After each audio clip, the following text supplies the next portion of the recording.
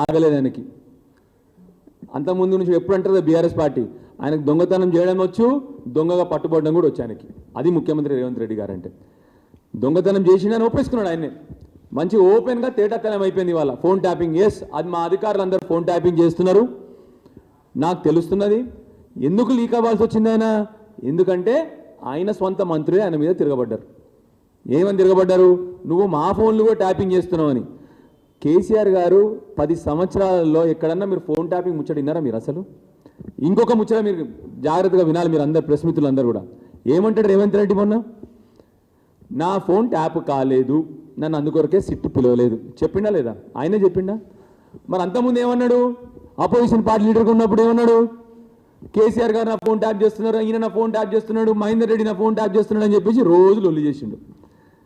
నేను సంవత్సరం క్రితం చెప్పిన ఆయనకి మానసిక రోగం ఉన్నది. పొద్దున ఒక మాట మాట్లాడతాడు, సాయంత్రం ఒక మాట మాట్లాడతాడు, ఎలక్షన్ల కంటే ముందు ఒకటి మాట్లాడతాడు, ఎలక్షన్ తర్వాత ఒకటి మాట్లాడతాడు. అబద్ధాలు, మోసం ఆయనకు వెన్నతో పెట్టిన విద్య. ఫోన్ ట్యాపింగ్ అయిపోయింది, 20 నెలలైంది. ఈయన ఆడుతున్న తమాషాకు అంతా కూడా నిన్న బయటపడ్డది. ఆయన నోటుతోనే చెప్పిండు, ఎస్ నేనే ఫోన్ ట్యాపింగ్ చేస్తున్నాను, ఆయననే ఒప్పుకున్నాడు నిన్న.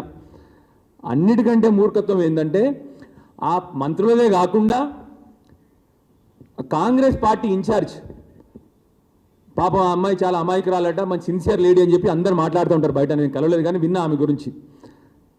ఆమె ఫోన్ కూడా ట్యాప్ చేసిండంటిన. ఎవరు? బయట నుంచి వచ్చిన, బయట రాష్ట్రం నుంచి వచ్చిన ఇన్ఛార్జ్ ఫోన్ కూడా ట్యాప్ చేసినంత దౌర్భాగ్యమైన పరిస్థితిలో ముఖ్యమంత్రి గారు ఉన్నారు. ముఖ్యమంత్రి గారు అంటే అర్థం చేసుకోండి ఆయనకి ఎంత అభద్రతా భావమో, ఎంత ఇన్సెక్యూరిటీ ముఖ్యమంత్రి గారికి. అందుకొరకే తన జీవితంలో ఏ మంచి పని చేయలేక రోజు పొద్దున్న లేచి అబద్ధాలు ఆడడము, మోసం చేయడం. కాళేశ్వరం అయిపోయింది, ఫోన్ ట్యాపింగ్ అయిపోయింది, ఫార్ములా ఈ వాళ్ళ మంత్రులే చెప్పినారు, వాళ్ళ మంత్రులు వాళ్ళ కేబినెట్ సహచార మంత్రులే క్లియర్గా చెప్పినారు ఫార్ములా ఈలో ఏం తప్పు లేదు, జరిగిన విధానంలో కొద్ది లోపాలు ఉన్నాయి తప్ప ఏమీ తప్పు లేదని వాళ్ళ కేబినెట్ సహచరులు చెప్పినారు. 20 నెలలైంది. ఇప్పటికన్నా ఈ ముఖ్యమంత్రి తెలివి వచ్చి ఈ రాష్ట్రానికి సంబంధించి మంచి పనులు చేస్తారని చెప్పి ఆశిస్తా ఉన్నాం. నిన్నగాక నిన్న ఎన్ని అబద్ధాలు ఆడతారంటే సిగ్గవుతుంది. మన రాష్ట్రానికి ఇంతకుముందు పొద్దునే వాళ్ళు వివేక్ గారు చెప్పారు, మన రాష్ట్రానికి ముఖ్యమంత్రి అవడం ఇంత సిగ్గు చేయటో. సింపుల్గా లెటర్లో దయచేసి నేను ఇంతకుముందు ఒకసారి ప్రెస్ మిత్రులను అడిగినాను, దయచేసి ఇవన్నీ మీరు అఫీషియల్గా ప్రింట్ చేయండి అని చెప్పి అడిగినాను మిమ్మల్ని. మీరు చేయట్లేదు కాబట్టి ఆయన అబద్ధాలు కూడా నిజమైపోతా ఉన్నాయి. ఇది సోనియా గాంధీ గారు నిన్న రాసిన లెటర్ ఏంటంటే, అంటే నాకు వచ్చిన ఇంగ్లీష్ భాష అర్థం చేసుకున్న భాష, నేనైతే చిన్నప్పటి నుంచి ఇంగ్లీష్ మీడియం చదువుకున్నా, నేను ఎల్కేజీ నుండి ఇంగ్లీష్ మీడియం చదువుకున్నా. దీంట్లో ఏం చెప్తుంది క్లియర్గా అంటే, నన్ను ఆ మీటింగ్కి, నిన్న జరిగిన మీటింగ్ ఏది ఏఐసిసి హెడ్ క్వార్టర్స్లో జరిగిన మీటింగ్కి ఇన్వైట్ చేసినందుకు నన్ను రమ్మన్నందుకు ధన్యవాదాలు. కానీ నేను ఈ మీటింగ్కి రాలేకపోతున్నా, నాకు వేరే పని ఉంది, నేను ఈ మీటింగ్కి రాలేకపోతున్నా అని చెప్పి ఆవిడ సోనియా గాంధీ గారు రేవంత్ రెడ్డి గారికి లెటర్ రాసింది. ఈయన ఏమంటాడు? సిగ్గు అనిపిస్తలేదా?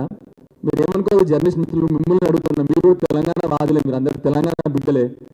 ఏముంది మీరు దీంట్లో? కేవలము ఆవిడ నేను రాలేకపోతున్నాను ఈ మీటింగ్ అంటే, నాకు ఆస్కార్ అవార్డు ఇచ్చింది సోనియా గాంధీ, ఇంకేం అవార్డు ఇచ్చింది, 2-3 అవార్డు చెప్పిండు. ఆస్కార్ అవార్డు ఇచ్చింది, నాకు ఇంతకుముందు గొప్ప విషయం అంటే అర్థమైంది. ఆయన లెవెల్ ఏందో అర్థమైందా ఇప్పుడు?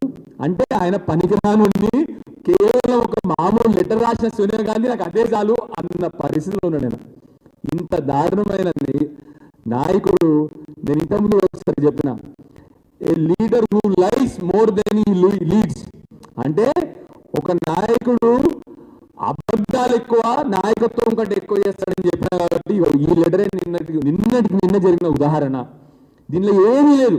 నేను దయచేసి మా ప్రెస్ మిత్రులు కూడా ప్రింట్ చేయమని చెప్తున్నా. అంటే మన తెలంగాణ ఆత్మగౌరవాన్ని ఎక్కడ తాకట్టు పెడుతున్నాడు? ఆ రోజు తెలంగాణ ఉద్యమ ద్రోహి ఇవాళ మళ్ళీ తెలంగాణ ఆత్మగౌరవాన్ని కూడా తాకట్టు పెడతా ఉన్నాడు. ఈయన చెప్పే అబద్ధాలకు ఎండింగ్ ఉండదు. ఇప్పటికన్నా దయచేసి ముఖ్యమంత్రి గారిని అడుగుతా ఉన్నా, మీరే ఒప్పుకున్నారు స్వయాన ఫోన్ ట్యాపింగ్ చేస్తున్నాం అని. సరే మీ ఫోన్ ట్యాపింగ్ చేస్తారా, మీరు ఏమైనా చేసుకోండి, మీ మూర్ఖత్వం ఆపండి. ఇప్పటికన్నా ప్రజలకు కావాల్సిన సంక్షేమ పథకాల గురించి కానీ, ప్రజలకు జరగాల్సిన అభివృద్ధి పథకాల గురించి కానీ మాట్లాడడం మొదలుపెట్టండి. చిల్లర చిట్ చాట్లు, చీటింగ్ చాట్లకి చాలా పాపులర్ అయిపోయినారు మీరు. ఢిల్లీ పోవాలి, ఎక్కడ కూర్చోవాలి, చిల్లర చాట్లు ఇవన్నీ బంద్ చేయండి. ఇప్పటికన్నా 20 నెలలైంది ఇదే తమాషా నడిపిస్తూ ఉన్నారు. ఫోన్ ట్యాపింగ్ అయిపోయింది, కాళేశ్వరం అయిపోయింది, ఫార్ములా అయిపోయింది, అన్నీ అయిపోయినాయి, మీ జోకులన్నీ అయిపోయినాయి. కనీసం ఒక్కసారన్న ప్రజల గురించి ఆలోచన చేసి ఇప్పటికన్నా మీ వంకర బుద్ధిని మార్చుకొని ప్రజల సంక్షేమం కోసం పాటుపడాలని చెప్పి మళ్ళొకసారి ముఖ్యమంత్రిని కోరుతూ, ఈ పిచ్చి చేష్టలు దయచేసి తెలంగాణ ఆత్మగౌరవాన్ని తాకట్టు పెట్టకండి, చాలా ఎక్కువైపోయింది. దయచేసి మళ్ళొక్కసారి మా ప్రెస్ మిత్రులను కూడా దయచేసి లెటర్ని మీరు ప్రింట్ చేయాలి, ప్రజలందరూ తెలవాలి మరి ఏం పొగిడింది సోనియా గాంధీ అని చెప్పి మీరందరూ కూడా ప్రింట్ చేయాలని చెప్పి కోరుతూ మళ్ళొక్కసారి జై తెలంగాణ. ఇంకొక ఇంపార్టెంట్ పాయింట్, ఈ జబర్దస్త్ పాయింట్